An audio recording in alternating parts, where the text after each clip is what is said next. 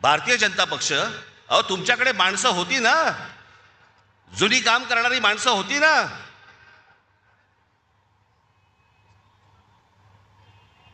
म्हणजे 52 साली जन्माला आलेला एक पक्ष, 52 साली जनसंघ नावाने,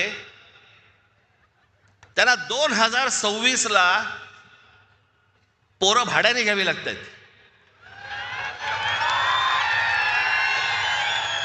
तुमचे कार्यकर्ते, तुमची माणसं तुम्ही उभी केली होतीत ना, मग दुसऱ्यांची कशाला कडेवर घेऊन नाचताय? याचं कारण, जो पक्षामध्ये इथे काम करतोय तर काही शून्य किंमत. मी समजू शकतो की एखाद्या मतदारसंघामध्ये बाबा 2 जण चांगली लोक असतात, 3 जण चांगली लोक असतात, त्या 3 जणांमधला एखादा निवडावा लागतो, बाकीच्या दोघांना देता येत नाही. मी समजू शकतो, कारण जागाच एक असते.